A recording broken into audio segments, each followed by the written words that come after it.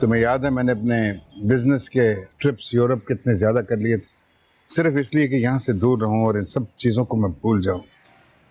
But ये एहसास जुर्म जो है ये पीछा नहीं छोड़ता। अरे दाऊद भाई, कैसी बातें करते हैं आप? आपने क्या किया है? अगर आप सना की बात कर रहे हैं, सना तो कैंसर से मरी थी ना, उसमें आपका क्या हाथ था? उसको तो कुछ आता नहीं था ना, वो सोसाइटी में बैठ सकती थी ना, वो घर चला सकती थी ना, वो आपको एहसास जुर्म किस बात का है? फरीदा, उसके बारे में बात मत करो। अरे क्यों ना बात करूं मैं? वो आपकी कभी लायक ही नहीं थी। फैमिली में इतनी लड़कियां थी जो आपसे शादी करना चाहती थी, लेकिन आपकी ना सुई सना पे अड़ी हुई थी। बस आपने किसी की नहीं सुनी, जाके शादी कर ली उसके साथ, है ना?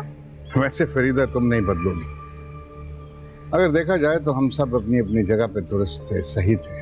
तुम, मैं और अब जोया। सच और गलत का फैसला कौन करेगा, मुनसिफ कौन होगा,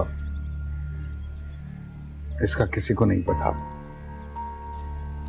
जोया को समझाना मेरे लिए अब बहुत मुश्किल होता चला जा रहा है।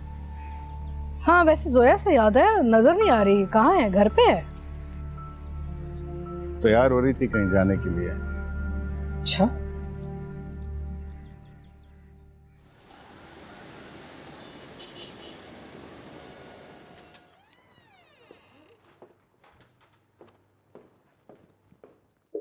अल्लाह बाजी, आप कितनी अच्छी लग रही हैं। आपको पता आप कैसी लग रही हैं? वो जो अंग्रेजी फिल्मों में होती है ना हीरोइनें, बिल्कुल आप ऐसी लग रही हैं।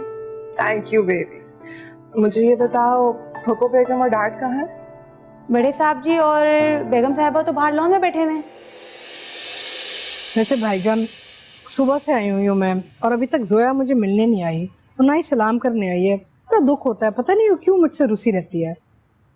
अब तुम कराची आ गई हो ना, खुद अपनी आंखों से देख लेना किस शय का नाम जोया है। मैं तो लड़ते लड़ते थक गया हूं उससे। अरे लड़ने का क्या फायदा है? आप उसके बाप हैं, वो बेटी है आपकी। मोहब्बत से समझाएं, प्यार से समझाएं, समझ जाएगी। आपको याद है एक जमाने में आपकी हर बात मानती थी वो जमाना और था, अब जमाना बदल गया है।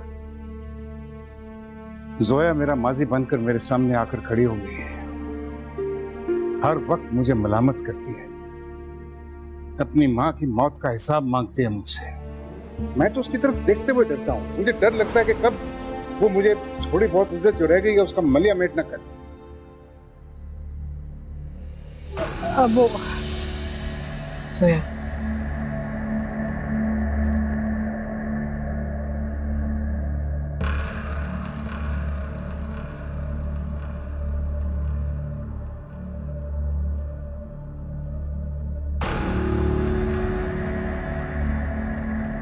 डैड, मिनाल के घर जा रही हूँ मैं। बार बार कॉल्स मत कीजिएगा, देर हो जाएगी मुझे, जैसे आपको हुआ करती थी। जोया कैसी हो बेटा? वैसे बेटा, ये वक्त तो शरीफ के घर आने का है और तुम बाहर जा रही हो, और लगता है पार्टी पे जा रही हो शायद, जैसे तुम तैयार हुई हो। लोग क्या कहेंगे? लोग? कौन से लोग फूफो? कहीं ये लोग आप ही तो नहीं है जो सिर्फ इसीलिए जिंदा है ताकि दूसरों की जिंदगियों में इंटरफेयर कर सकें, कमेंट्स पास कर सकें? Am I right, Dad? I mean, जहाँ तक मुझे याद है, आपने तो कभी परवाह नहीं की ना जब अम्मू ने आपको रोकना चाहा। Dad? जोया बेटा, ये मुनासिब नहीं है ना। क्या मुनासिब नहीं है फूफो बेगम? मेरे ये कपड़े, ये हुलिया, ये वक्त क्या मुनासिब नहीं है? वैसे आपके लिए तो कभी भी कुछ भी मुनासिब नहीं रहा ना बेटा। ये वक्त मुनासिब नहीं है। इतनी रात को तुम अकेली बाहर जाओगी, अरे हम परेशान होंगे ना। देखो, अगर तुम्हारी माँ भी जिंदा होती तो वो भी परेशान होती है ना। चले, इसी बहाने आपने कम से कम मेरी माँ को तो याद किया। अच्छा सुनो, क्या? दरअसल मैं चाहती हूँ कि तुम अपने दिल से ना मेरे बारे में गलतफहमियां निकाल दो ना। पता नहीं क्यों तुम इतनी अपसेट रहती हो मुझसे। बुरा लगता है, दुख होता है मुझे बेटा। फूफो बेगम, मुझे मुझे ना बहुत देर हो रही है। अच्छा अगर जाना ही है ना तो जरा रुक जा, आहद आ रहा होगा, वो तुम्हें ले जाएगा। ड्राइवर है मेरे पास, सो थैंक।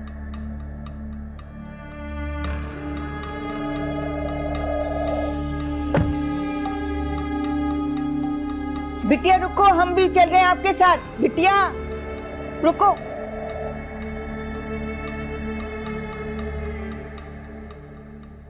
या अल्लाह, मेरे मासूम आहद पे रहम करना। वो इस सरफिरी लड़की के पीछे पागल हुआ है, इसकी वजह से मुझे लाहौर से कराची ले आए, और ये नाक में मक्खी भी नहीं बैठने देती।